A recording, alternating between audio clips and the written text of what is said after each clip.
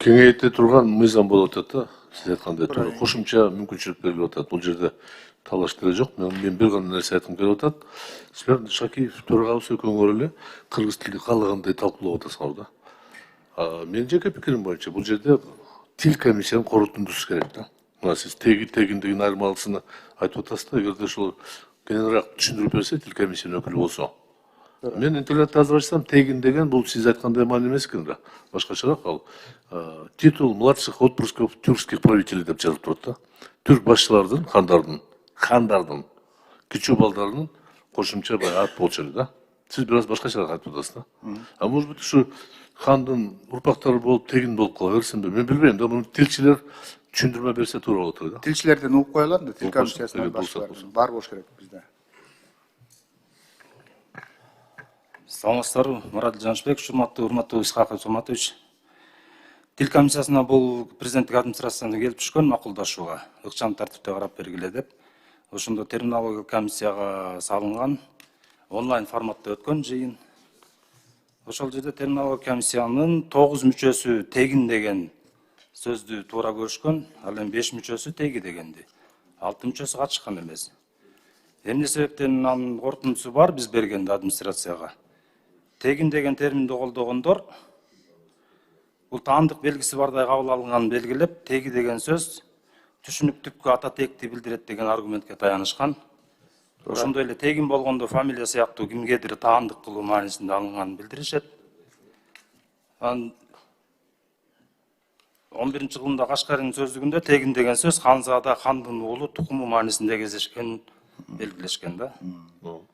Ошон үчүн муну түшүнбөдүм сизди. Сиз баланча киши каршы, баланча киши макул. Жыйынтыгын айтсаңызчы. Силер бирдикке келбейсиңер, бир канча 20 кишисиңер. Жыйынтыгында биз терминология комиссиянын 9 мүчөсү туура көрүп, тегин деген сөздү. Тегин Дегенди. Тегинде калтырып атышат. 5 мүчөсү теги деген сөздү туура көргөндө администрацияга демилгечилер теги деп атат. Кандай болот анда? Силер негиздөөчү, силер орган болуп атасыңар да, силер бекитип берген нерсени биз колдонушубуз керек. Мына дарскана үн алгы чыгарып койдуңар, колдонуп атабыз, айла жок. Кача болгон эмес эч качан телевизор кыргыздарда. Сыналгы деп которуп алдык. Ошондо эле силер кандай которсоңор биз ошону колдонушка милдеттүүбүз мыйзам боюнча. Мен ойлоп атам, биринчи окууда албетте биз кабыл алалы. Анан экинчи окууга чейин силер кандай бирдикке келишиңер керек да. Туура. Чечим чыгарышыңар керек силер, тил комиссияңар. Ошондо ал баарыбызга милдеттүү болуп калат. Анан 5 каршы 9 макул деп ал жарабайт андай. Көпчүлүк тегин деп атат. Демилгечилер теги деп атат. Көпчүлүккө каршы келди. Жок, демилгечилер каршы болуп атат да. Коммунизм закону. Жок. Ал комиссиянын көпчүлүгү. Бул жерде биз ошого таянышыбыз керек. Мен сунушум карап көргүлө, отуруп сүйлөшкүлө дагы. Бирдикке келиш керек да. Туура, Тегин болобу, теги болобу, туура болуш керек да. Туура болуш керек. Туура. Мен азыр кечирип коесуздар, мүмкүн ушул терминологиядан келдиңиз, тил комиссиясынан, терминологиядагы адамдар, мүчөлөр жанагындай добуш берди деп атпайбызбы? Мен бир эле суроо берейинчи сизге. Тегинди колдогон 9 киши болуп атат, Статистика боюнча мен азыр жана башында дагы докладымда айтып кеттим, тегин деген коомго алынган жок да. Тегин дегенде статистика боюнча канча адам катталды? Статистика боюнча жооп бериңизчи. Канча адамдын фамилиясы тегин азыр? Кабыл алынганына канча болду тегин дегенде? Саламатсызбы, Бекзат Ибраимов, калыптаттоо департаментте 226 киши. 226 киши тегин деп. Окуп бериңизчи экөөнү. Андайды мен окуп калбайт экен, бирок тегин менен алгандар бар да. Тегин деген менен алгандар ушул нерсени мисалы сиздер, мен мунун баарын анализдеп карап чыктым.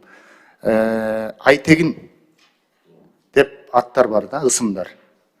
Бул азыр статистика ошону каттап алышты 250 кишиничи.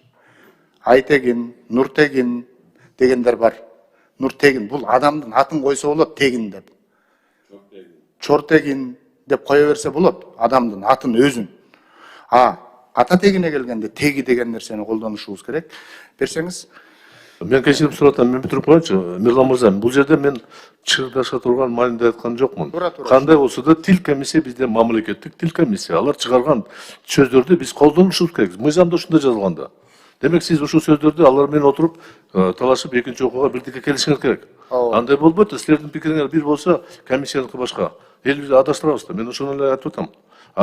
Кайсынысы туура, мен мисалы үчүн сиз менен эч качан чырдаша албайм. Мен мынчалык билбесем деле, мен жеке пикирим бул жерде кеңейте турган мыйзамды колдошубуз керек, мүмкүнчүлүк беришибиз керек. Ал эми туура жазылганды же туура эмес, аны караш керек да. Рахмат. Да, кошумча укук беришибиз керек. Бирок ошондо деле чогуу жазганбы же бөлүк жазганбы кандай болот? Теги деген маани кандай болот? Ал кошумча жазган баягы орфографияга дал келеби келбейби? Ал деле бар маселе бар да. Же боло береби ушундай? Фамилияга кошуп жазган, Фамилияга бирдеме кошуп жазган. Тегин. Масалиев тегин деп жазбайт да.